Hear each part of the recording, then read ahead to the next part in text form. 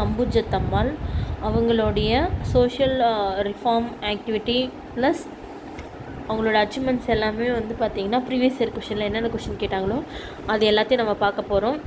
இவங்க வந்து civil டிசொபீடியன்ட் மூமெண்ட்டில் participate பண்ணாங்க. காங்கிரஸின் மூன்றாவது சர்வாதிகாரின்னு சொன்னது வந்து அம்புஜத்தம்மாள் அவர்களை தான். She was awarded Padma Shri award in 1964. அவங்களுக்கு வந்து பத்மஸ்ரீ அவார்டு வந்து கொடுத்தாங்க.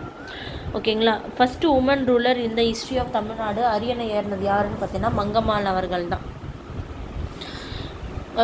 என்ன சொல்ல இதில் எது வந்து அம்புஜத்தம்மாளோடைய ஸ்டேட்மெண்ட் வந்து கரெக்டுன்னு கேட்குறாங்க. இவங்க வந்து நான் கோஆப்ரேஷன் மூமெண்ட் 1920 வந்து பார்ட்டிசிபேட் பண்ணாங்க. She was nominated to Madras legislative council in 1926 வந்து இவங்க வந்து நாமினேட் ஆகியிருக்காங்க. She formed the woman Swadesh league in Madras. இதில் எது கரெக்டுன்னு கேட்குறாங்க. இவங்க வந்து ஃபஸ்ட் அண்ட் தேர்டு தான் கரெக்டு.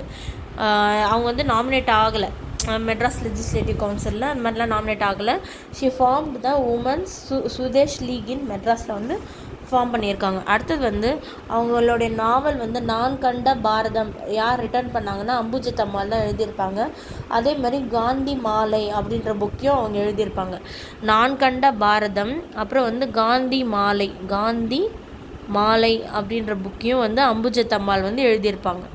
ஓகேங்களா.